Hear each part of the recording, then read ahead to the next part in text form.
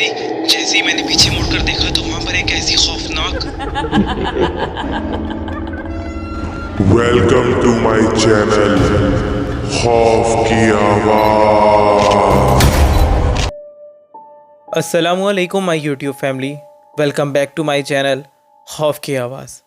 अगर आप मेरे चैनल पर नए हैं तो मेरे चैनल को सब्सक्राइब कर दें और साथ ही साथ नोटिफिकेशन बेल के बटन को भी दबा दें ताकि आने वाली हर नई खौफनाक कहानी की वीडियो आप लोगों तक पहुंचती रहे। उम्मीद है कि आप सब लोग खैरियत से होंगे और अपने अपने घरों में खैर व आफियत से होंगे। अल्लाह पाक हम सबको शैतानी मखलूक़ात के शर से महफूज रखें, आमीन सुम आमीन।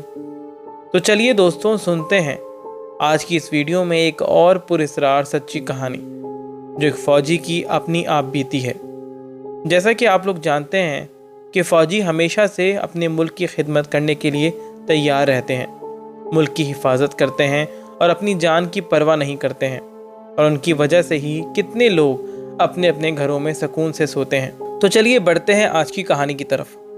सुबह का वक्त था, घर के पीटीसीएल की घंटी बजी। मैं नाश्ते के टेबल पर बैठा हुआ नाश्ता कर रहा था। अम्मी किचन में चाय बना रही थीं। अब्बू ने उठ के पीटीसीएल उठाया और अगले ही लम्हे अब्बू दिलबर्दाश्ता से नज़र आने लगे, और मैंने अब्बू को बस यही कहते हुए सुना कि नमाज जनाजा कब है। फिर अब्बू ने फ़ोन रख दिया। अम्मी और मैं अब्बू से पूछने लगे कि अब्बू क्या हुआ है, सब खैरियत तो है? तो अब्बू ने कहा कि आज मेरा बहुत प्यारा दोस्त इखलाक ख़ान इंतकाल कर गया है। तुम लोग ऐसा करो कि जल्दी से फटाफट तैयारी करो, दोपहर ज़ोहर के बाद तदफीन है। मैं, अम्मी और अब्बू फ़ौरन तैयार होकर अब्बू के दोस्त इखलाक अंकल के घर पहुँचे। मैंने पहले बस जिक्र सुना था मगर कभी उनके घर नहीं गया था। अम्मी ने भी बस जिक्र ही सुना करती थी मगर कभी आमना सामना नहीं हुआ था। खैर, जनाजे से फारिग होकर अब्बू ने 10,000 रुपये इखलाक अंकल की वाइफ को दे दिए और ये कहा कि बहन, ये मेरी तरफ से आप रखें और कभी भी कुछ भी ज़रूरत हो तो आपका ये भाई ज़िंदा है और आपके लिए हाजिर है। सब मामलात ख़त्म होने के बाद हम लोग घर आ गए। अब्बू बहुत ही ज़्यादा उदास थे। अम्मी ने दिलासा दिया कि हिम्मत करें, अल्लाह पाक की अमानत थी, उन्होंने वापस ले ली। अब्बू ने कहा कि इखलाक मेरा बेहतरीन दोस्त था, मुझे तो लगता है कि अगर वो ना होता तो शायद मैं आज ज़िंदा भी नहीं होता। तो अम्मी कहने लगी कि क्या हुआ, आप ऐसा क्यों कह रहे हैं? मैं भी पूछने लगा कि अब्बू ऐसी भी क्या बात है। मेरे अब्बू फ़ौज से रिटायर थे। वो बोले कि बेटा, मैं और इखलाक ख़ान एक ही साथ फ़ौज में भर्ती हुए थे। वाक़या काफ़ी पुराना है, जब बांग्लादेश को ईस्ट पाकिस्तान कहा जाता था। हम दोनों का एक ही यूनिट था, तो हम दोनों की बदली भी एक साथ ही बांग्लादेश के इलाके में हुई थी। जिस वक्त हमारी पोस्टिंग हुई थी उस वक्त वहाँ के हालात ख़राब होते जा रहे थे। हम दोनों की पोस्टिंग सुंदरबंद के जंगलात में हुई थी, जहाँ हमें शिद्दत पसंदों पे नज़र रखनी थी, जो कि वहाँ पनाह गाह बना लेते थे और अमन व अमान को ख़राब कर रहे थे, बागी फ़ौजियों पर हमला करते थे और हालात ख़राबी की तरफ बढ़ रहे थे। कैंप जंगल को देख कर लगाया गया था, जिसमें हम सब तकरीबन 50 के करीब फ़ौजी थे और ज़्यादातर फ़ौजी वेस्ट पाकिस्तान से तैनात किए गए थे। अब होता ये था कि आधे फ़ौजी दिन में ड्यूटी देते थे और आधे रात को। मेरी और इखलाक की ड्यूटी रात को होती थी और सुबह हमें आराम करने दिया जाता था। रात के वक्त दो दो फ़ौजी टोलियां बनाकर जंगल में गश्त करते थे ताकि कोई दुश्मन कैंप पे या फ़ौजियों पर हमला ना कर सके। गश्त का मतलब जंगल में जगह जगह जाकर नज़र मारना और चेक करना होता है कि कोई दुश्मन तो नहीं है। मैं और इखलाक हमेशा साथ साथ ही गश्त करते थे। हमारी काफ़ी दोस्ती हो गई थी और हम दोनों की खूब बनती थी। एक रात मैं और इखलाक जंगल में गश्त कर रहे थे कि हम काफ़ी आगे निकल गए। हम गप्पे लगाते हुए एक जगह एक घने दरख्त के नीचे बैठ गए। हम दोनों के कंधों पर बंदूकें लदी हुई थीं। हम दोनों बातें कर ही रहे थे कि इखलाक को सामने दरख्तों के अंदर से कोई सफ़ेद लिबास में गुजरता हुआ दिखाई दिया। इखलाक ने मुझे कहा कि मुनीर, वहाँ सामने दरख्तों में देखो, कोई है। मैंने नज़र मारी मगर मुझे तो कोई नज़र नहीं आया। मैं ज़रा ऊंचा बोलने लगा कि कहाँ है, तो इखलाक ने मुझे खामोश रहने का इशारा किया और कहा कि आहिस्ता से उठो और मेरे पीछे आओ। हम दोनों दरख्तों की तरफ जाने लगे। थोड़ी दूर जाकर हमने देखा कि एक औरत है जो कि सफ़ेद रंग के लिबास में है।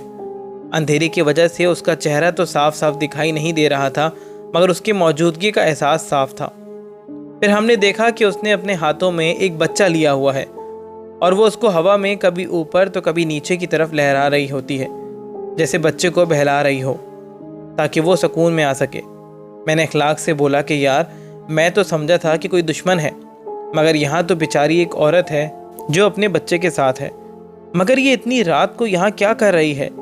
اخلاق نے مجھے کہا کہ ایک دم خاموش ہو جاؤ، میں تو یہ سوچ رہا ہوں کہ بچے کی کوئی آواز کیوں نہیں آ رہی ہے؟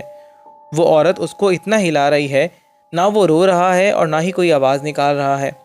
اس پر میں نے اخلاق کو کہا کہ بھائی بچہ سو رہا ہوگا، تم بھی نہ، مگر اخلاق نے کہا کہ مجھے کچھ سمجھ نہیں آ رہی ہے۔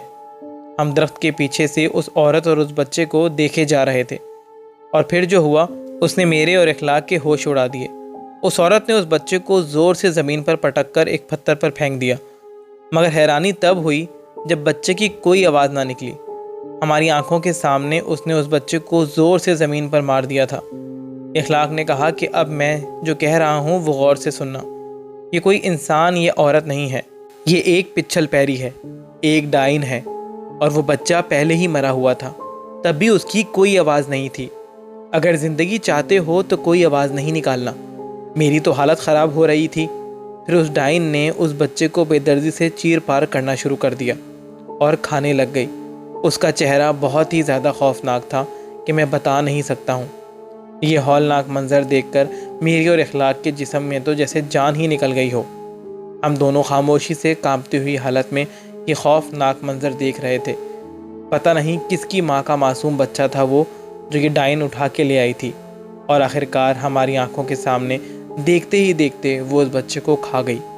مجھے اس وقت الٹی آ رہی تھی، مگر اخلاق نے میرے منہ پر ٹائٹ ہاتھ رکھ دیا تاکہ میں کوئی آواز نہ نکال سکوں، اور کہا کہ سانس نہیں لینا اور نہ ہی کوئی آواز کرنا، مگر میں آخر سانس کب تک روک سکتا تھا؟ اخلاق نے کہا کہ یہ مخلوق سونگھ کر پتہ لگاتی ہے کہ کوئی انسان ان کے آس پاس ہے یا نہیں، اور یہی ہوا۔ اس معصوم بچے کو کھانے کے بعد وہ پچھل پیری الٹی سیدھی حرکتیں کرنے لگ گئی، کبھی اپنے ہاتھوں کو ہوا میں لے کے جاتی اور کبھی نیچے کی طرح، اور پھر زور زور سے سانس لیتی جیسے کچھ سونگھ رہی ہو، اور پھر سونگتے سونگتے جیسے ہی اس نے ہماری طرف دیکھا تو بس ہماری تو حالت وہیں ڈھیر ہو گئی۔ اخلاق نے کہا کہ منیر بھاگو یہاں سے، اور جتنا تیز ہو سکے بھاگنا، رکنا نہیں۔ ہم مسلسل تیزی سے بھاگ رہے تھے اور ہمیں اپنے پیچھے سے عجیب و غریب آوازیں آ رہی تھیں جیسے کوئی ہمارے پیچھے ہی آ رہا ہو۔ بھاگتے بھاگتے میرا پاؤں بہت بری طرح سے مڑا اور میں وہیں گر گیا۔ مجھے لگ رہا تھا کہ جیسے میں نہیں بچوں گا، مگر میرے دوست اخلاق نے مجھے اٹھایا اور مجھے لے کر بھاگتا ہوا وہاں سے نکلا۔ ہمیں نہیں پتہ تھا کہ اس ڈائن نے کہاں تک ہمارا پیچھا کیا ہوگا، مگر ہم پھر نہیں رکے اور واپس کیمپ آ کر ہی سانس لی۔ جیسے ہی کیمپ میں آئے تو ہمارے ساتھی ہماری حالت دیکھ کر حیران ہو گئے۔ ان کو لگا کہ جیسے کوئی دشمن ہے، مگر پھر اخلاق نے سب واقعہ ان کو بتایا تو ہمارے کیپٹن نے کہا کہ سب جا کر دیکھیں گے۔ ہم سب بہت زیادہ ڈرے ہوئے تھے، مگر جب سب نے جانے کا فیصلہ کیا تو ہم نے بھی ہمت کی اور ہم سب کو اس جگہ لے کر گئے جہاں ہم نے اس پچھل پیری کو دیکھا تھا۔ وہاں پہنچنے کے بعد ہم نے وہاں کا چپا چپا چھان مارا، مگر ہمیں وہ نہیں ملی، اور حیرانی کی بات تو تب ہوئی جب ہم نے وہ جگہ دیکھی جہاں اس ڈائن نے اس بچے کو کھایا تھا۔ وہاں خون کا کوئی بھی قطرہ موجود نہیں تھا اور نہ ہی کوئی ہڈی وغیرہ۔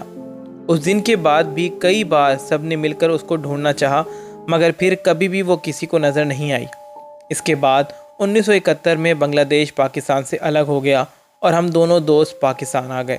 اکثر وہ قصہ جب بھی ہم دونوں یاد کرتے تھے تو خوفزدہ ہو جاتے تھے۔ اتنے سالوں بعد بھی اس کی خوفناک شکل میری آنکھوں کے سامنے ہے۔ میں آج بھی یہی سوچتا ہوں کہ اگر اس وقت اخلاق مجھے اٹھا کر نہیں لے گیا ہوتا تو شاید آج میں بھی اس کا شکار ہو گیا ہوتا اور زندہ نہ ہوتا۔